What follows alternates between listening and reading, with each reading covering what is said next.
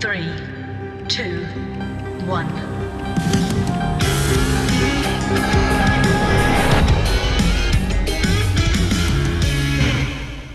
When I affirm that I am alone, my crap shows up.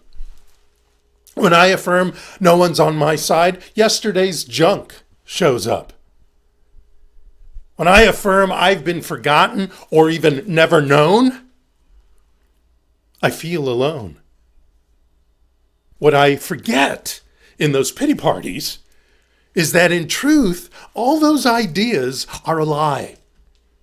The facts may bear those emotions. My edging God out ego may experience those false assertions. My BS, belief system, may believe that BS for now. But that doesn't make it true. Facts aren't truth. Facts aren't truth. I have a quote here from Joel S. Goldsmith.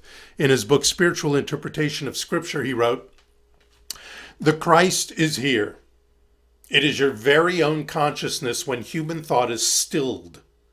Where human effort ends, the activity of the Christ begins."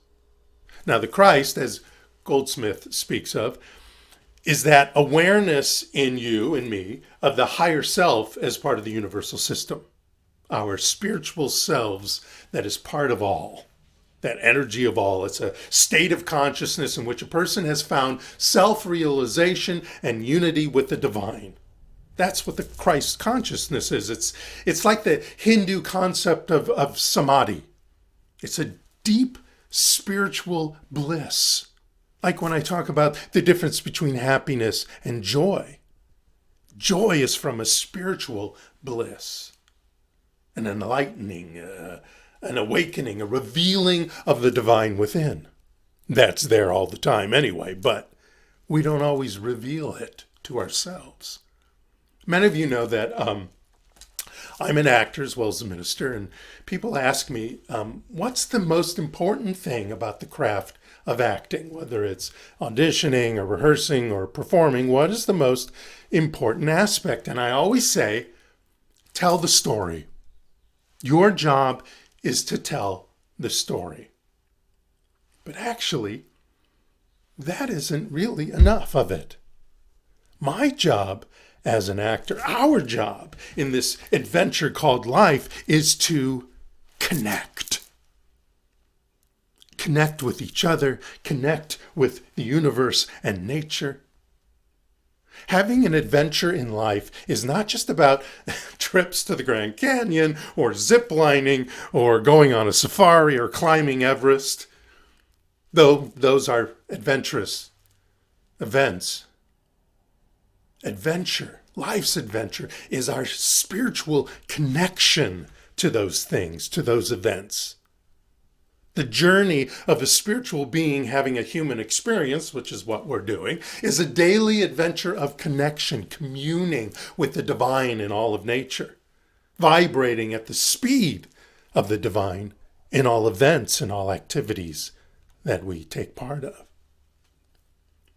I want to break down the etymology of the word adventure as both a noun and a verb. The etymology includes from the Latin and French, I believe, as well, terms like event, risk, and phrases like take a chance, to come to reach for, to arrive at. The word connection is defined as a bind, something that binds us together, a fastening together, a joining, an intimate relation. And communion, the word communion, is about a mutual participation, a sharing, being with oneness, a union together. That's how these words began in the Latin or Middle English, etc., etc. So I invite you to look at how you are allowing this spiritual life to show up in your everyday occurrence. What are you taking holy risks to a vow. How are you doing that? Where are you doing that in your life? Are you seeking out opportunities to have an intimate relation and a union together with your spiritual magnificence? Your spiritual magnificence is here right now. It's here. It doesn't go away when you lose your job. It doesn't go away when you're going through a divorce. It doesn't go away when you're in depression. Your spiritual magnificence is there. You're just not revealing it at that particular moment. And that's okay. Like I said last week or the week before, all God's children's got stuff. We all have junk in our way. It's how we move that junk, how we swim through it and past it. This is not a journey or a risk. Well, it's not just a journey or a risk. It's consciousness that we're stepping into, excuse me, and a perspective to come to arrive at an awakening. Awakening, that's our theme for 2021, awakening. God is our adventure. Our active participation in it, both spiritual and three-dimensional, unfolds through affirming that divine urge that is inherently and eternally calling us into our greater selves, calling us to step into revealing the divinity within, calls us to bust through soar and zoom, calling us to vibrate at the speed of the divine. In reality, in truth, there's no risk in this adventure. There's only divine intelligence. There's only that one creative and loving source and substance found in everything. All that is just coming into form as you, as me, as all of us, as the rocks, as your puppy. We are that intelligence. We are that source. So what's to fear, really, when you think about it? What's to fear? Where's the real risk in living the life affirming this connection? What would we fear? Fear of failure? Fear of success? Fear of facing the yesterdays? I'm not saying that those aren't real and they don't show up, but when we remember and affirm what we remember, who we are, how can we have that fear? Because we have faith. Truly, the biggest risk, if there's anyone at all, is in not opening ourselves up to our infinite possibilities, not affirming our power, not affirming our capabilities. Find God.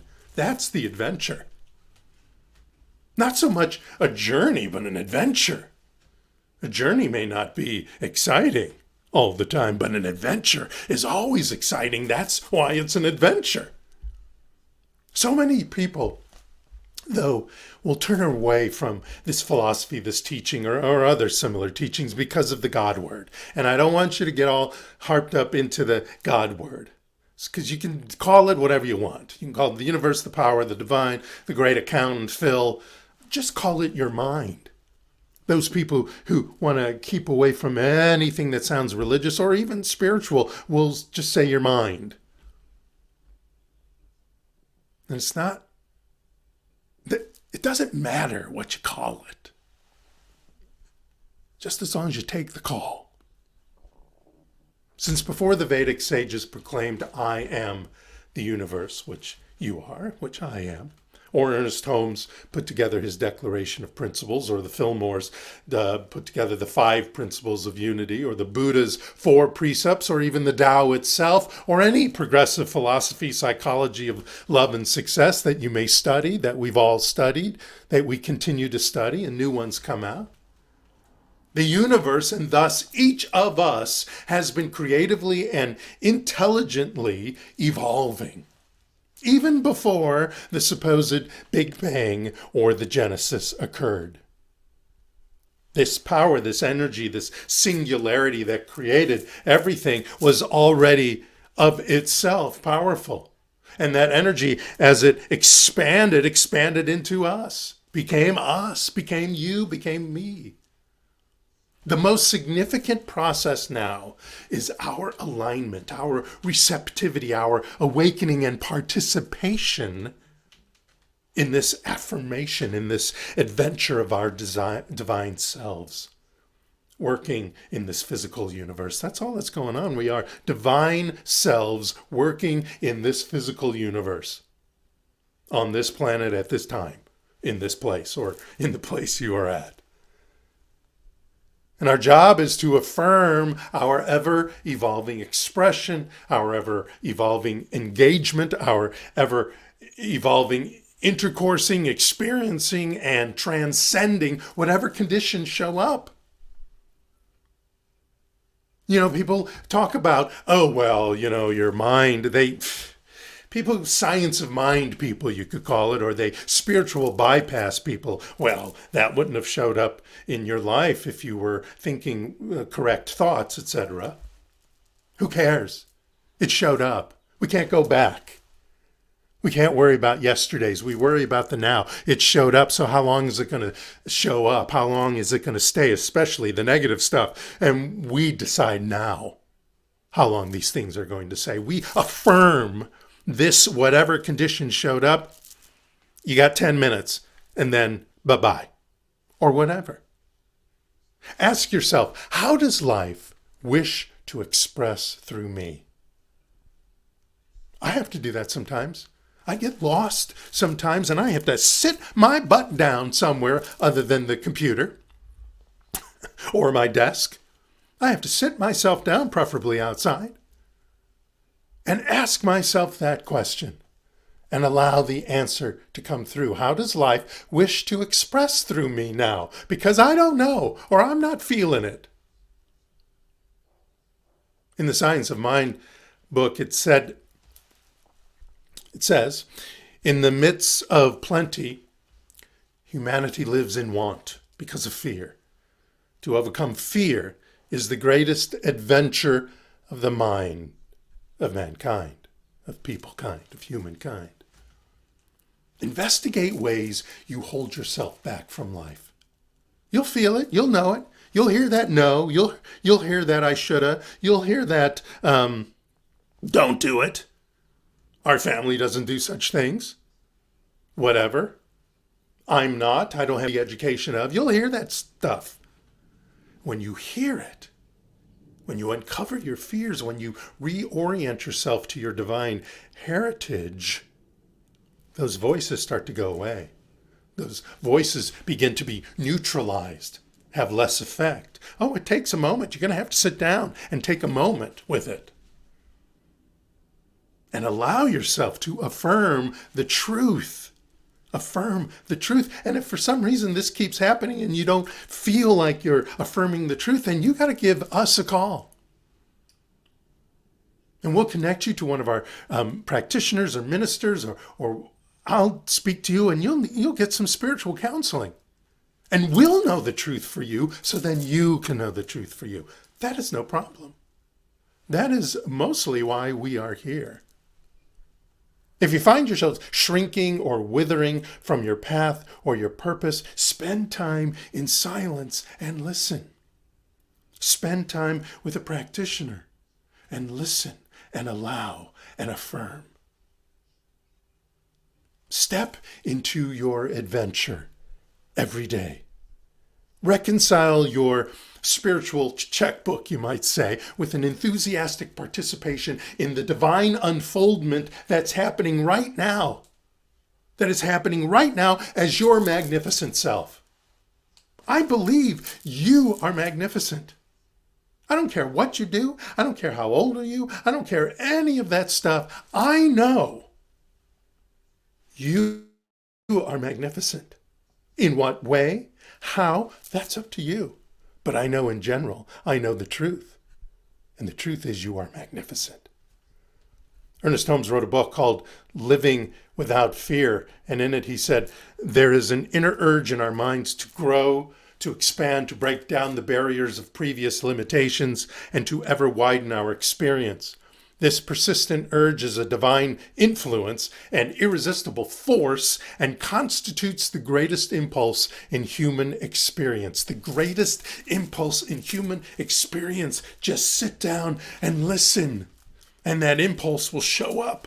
It'll show up in your gut. It'll be filled with feeling from your heart. It'll be intellectualized and made logical in your brain. And those three things together with that divine energy will bring forth into your life the magnificence that you are.